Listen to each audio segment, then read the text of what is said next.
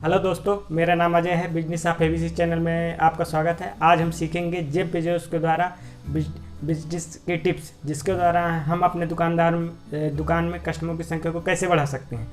तो इस वीडियो में मैंने 8 टिप्स आपको बताए हैं, जिसमें से 8वां टिप्स बहुत ही ज़रूरी है। यदि आप इन 8 टिप्स को अच्छे से पूरे वीडियो वॉच करेंगे तो आप 100% अपने बिजनेस में कस्टमरों की संख्या में काफ़ी इजाफा कर सकते हैं।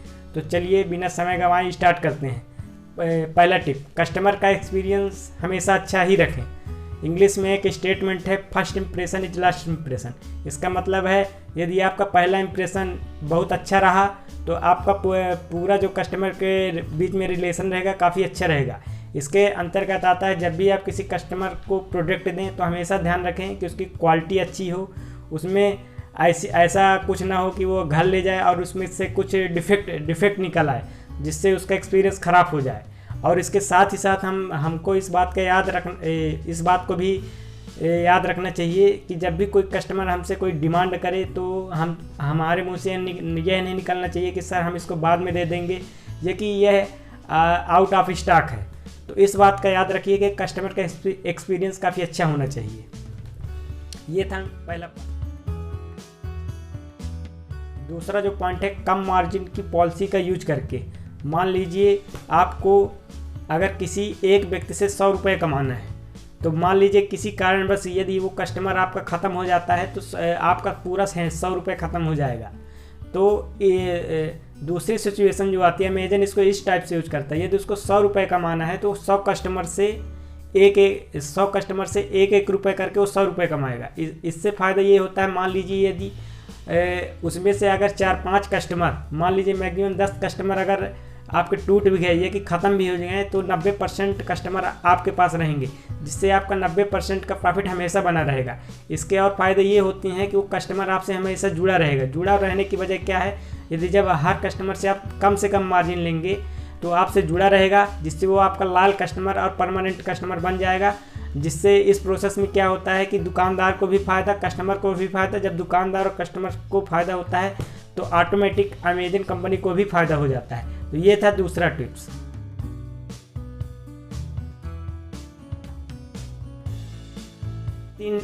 जो तीसरा है वो है कॉपी ना करना। कभी किसी की कॉपी ना करना। यदि आप किसी भी व्यक्ति की कॉपी करेंगे तो आप अपने अंदर की छवि को कभी भी बाहर नहीं रख पाएंगे और आप अपनी स्वयं की प्रतिष्ठा कभी नहीं बना पाएंगे।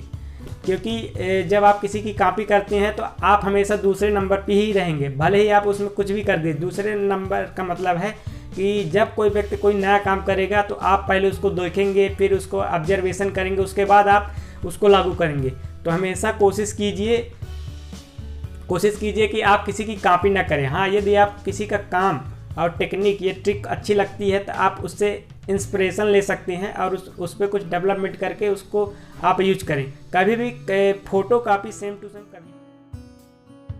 प्रचार है, यदि आपके दिमाग में कुछ ऐसी स्कीम या योजना है जिससे कस्टमरों की संख्या को बढ़ाया जा सकते हैं, तो आप उसको तुरंत उसके फाइनल डिसीजन पे जाए, जल्द से जल्द डिसीजन ले और उसको लागू कर दें। इससे हो सकता है जो आइडिया आपके दिमाग में हो, यदि आप उस पर डिले करते हैं तो अगला व्यक्ति उस आइडिया को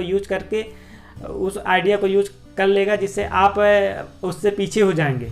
एग्जाम्पल के लिए, जब अमेजन ने प्राइम मेंबरशिप चालू किया था तो उसने 3 से 4 महीने के अंदर ही उस पॉलिसी को लागू कर दिया और उस पॉलिसी को लागू करने के बाद उसने काफ़ी ज़्यादा प्रॉफिट कमाया और कंपनी को काफ़ी आगे तक ले गया। और 5वां जो पॉइंट है कि आप बिजनेस सिर्फ पैसा कमाने के लिए कभी ना करें। आपका उद्देश्य केवल और केवल पैसा कमाना नहीं होना चाहिए। एग्जाम्पल के लिए, यदि आपका उद्देश्य केवल और केवल पैसा कमाना हो सकता है तो आप कस्टमर को कुछ भी बेच दें, ख़राब प्रोडक्ट बेच दें, कम क्वालिटी वाला प्रोडक्ट बेच दें, जिससे आपका बिजनेस स्टार्टिंग में तो आप थोड़ा प्रॉफिट कमाएंगे, लेकिन लॉन्ग टर्म में आपको बहुत ज़्यादा नुकसान हो जाएगा।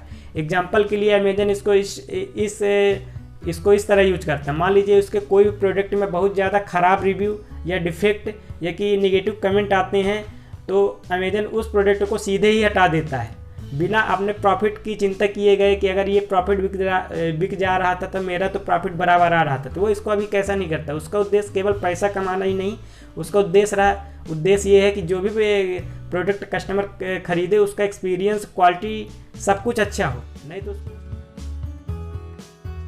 जो पॉइंट है फ्यूचर की प्लानिंग करके, फ्यूचर की प्लानिंग करने का मतलब है कि यदि मान लीजिए आपका कोई बिजनेस है, आप छोटे स्टेप पर स्टार्ट कर रहे हैं, तो आपका बिजनेस यदि काफ़ी बड़ा हो जाता है, तो बड़ा होने के सिचुएशन में आप उसको कैसे मैनेज करेंगे, क्या करेंगे, ये हो गई पहली बात। दूसरी बात ये हो गई कि जब भी आप कोई बिजनेस करते हैं, तो यदि आप मान लीजिए उसमें लॉस हो गया, तो आप उसको किस प्रकार से हैंडल करते हैं, इस चीज़ का आपको काफ़ी ध्यान रखना चाहिए, जिसके लिए आप फ्यूचर प्लानिंग का भी इस्तेमाल कर सकते हैं। और दूसरी चीज़, इसको टेक्निकल रूप से भी इस्तेमाल कर सकते हैं। जैसे मान लीजिए कि आप जहां आपका दुकान जिस इलाके में है, वहां के लोग कैसे हैं, क्या चीज़ ज़्यादा पसंद करते हैं, और मतलब सीजन बाई सीजन के हिसाब से आपको क्या प्रोडक्ट रखना चाहिए। तो इस चीज़ की भी प्लानिंग करना चाहिए कि यदि मान लीजिए जो प्रोडक्ट आपका ज़्यादा बिक रहा है, उस प्रोडक्ट को ज़्यादा मात्रा में रखिए, जिससे कस्टमर आपका रिटर्न न जाए। तो हमेशा फ्यूचर प्लानिंग को ध्यान में पॉइंट है गुडविल मतलब भरोसेमंद दुकानदार बनिए। मान लीजिए आपका बिजनेस कितना भी बड़ा बिजनेस है, अरबों खरबों का बिजनेस हो, यदि आपके बिजनेस में गुडविल नहीं है, लोग आप पे भरोसा नहीं करते, तो एक दिन आप मानिए आपका बिजनेस बुरी तरह क्रैश हो जाएगा, गिर जाएगा। और दूसरी तरफ आपका बिजनेस कितना भी छोटा हो, यदि आप पे लोग भरोसा करते हैं, तो आपका बिजनेस धीरे धीरे करके एक दिन बहुत ऊंचाई पर चला जाएगा। तो हमेशा याद रखिए कि अपनी गुडविल बनाए रखिए, उससे समझौता करिए। जो बहुत ही इम्पॉर्टेंट पॉइंट है, जिसको ना केवल जेफ बेजोस कई बार कह चुके हैं, बल्कि बिल गेट्स, स्टीव जॉब जैसे कई बड़े बड़े लोगों ने इस चीज़ को कहा है कि हमेशा अपने दिल की बात सुने। दिल की बात सुनने का मतलब है कि आप ऐसा, यदि आप कोई ऐसा काम लगता है कि यदि मैं इस काम को कर लूँगा इस समय पे, तो आप उस काम को ज़रूर कीजिए। उससे क्या होगा, बहुत ज़्यादा अगर आपका वो काम सक्सेस नहीं होगा तो फेल हो जाएंगे।